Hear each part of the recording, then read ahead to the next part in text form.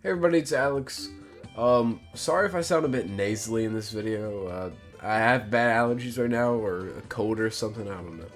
But it's really beating me up.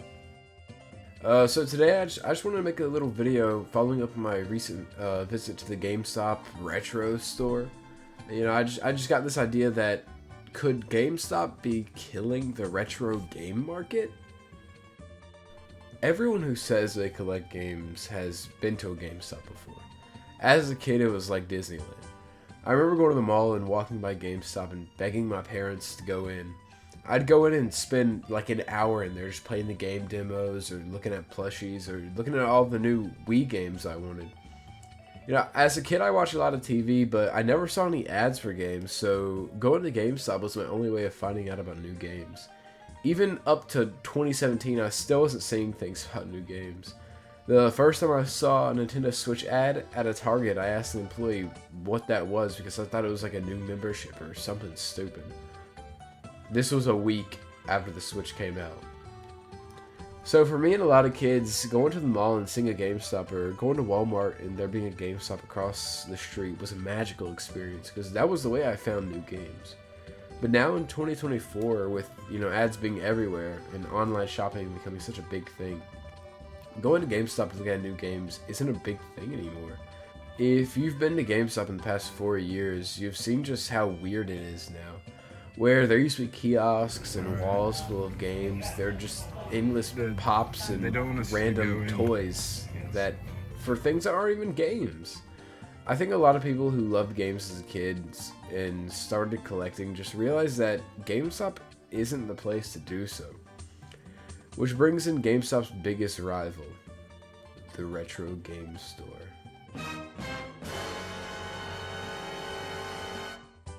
Even though they feel so hard to come by now, retro game stores take a lot of money from GameStop, and GameStop has definitely realized this. They've tried for years to come out with new things and try to get a higher market share. I mean, they even trade in cell phones now. But within a year, GameStop has started to trade in and sell some older games. But this new retro GameStop is not a very good idea for anyone. When I first saw the announcement, I thought, oh, that's cool. But then I checked the comments, and so many people were saying, oh, I'm going to go to GameStop and buy a bunch of old games that I had as a kid. And, I would never want to gatekeep retro gaming. I want to do the opposite. That's the whole point of this channel. But GameStop doing this is going to harm the market in one way or the other. GameStop is already known for selling games for outrageous prices and giving people literal cents for games. I remember back in like 2017, me and one of my friends walked to GameStop, which was like 2 miles away, and I sold my entire GameCube collection, and I got maybe $20 for it for about like 20 games. But them selling retro games now is just gonna make prices go up. You can see in my videos that some of the prices were just horrible.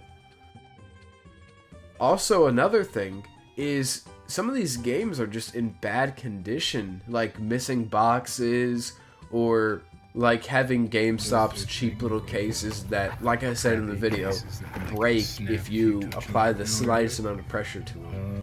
Retro gaming has already gotten really expensive in more recent years. I mean, take a look at the Pokemon games. But this could just make it way worse.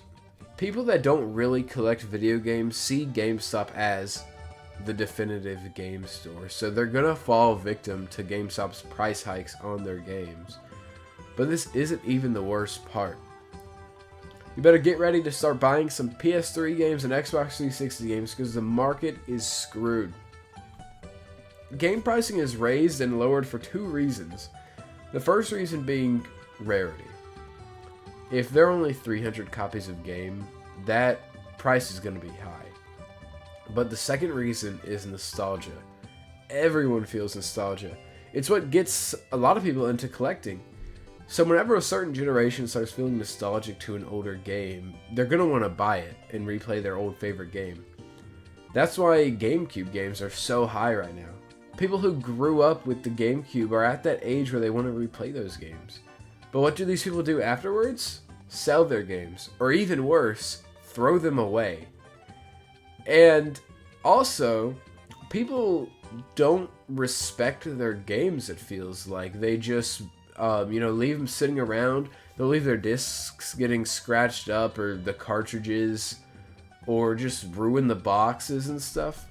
So normally when people sell their games, it makes the prices go down. That's why the SNES market is kind of cheap to get into right now.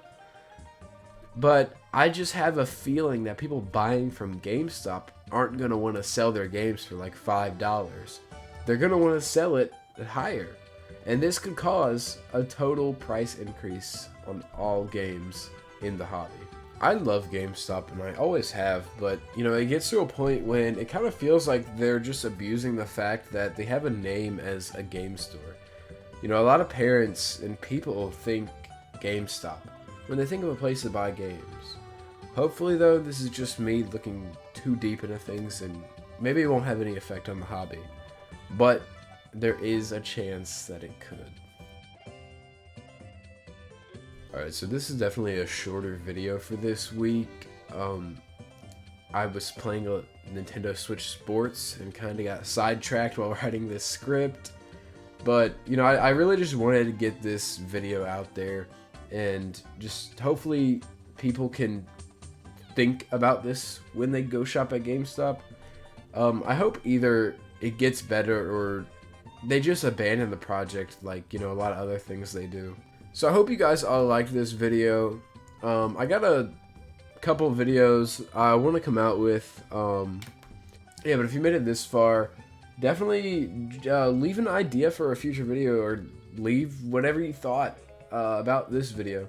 I got 2 videos I kind of want to do. I want to do a video essay about the N64, the fantastic N64, or do a top 10 video. So just let me know in the comments which one you guys would rather have.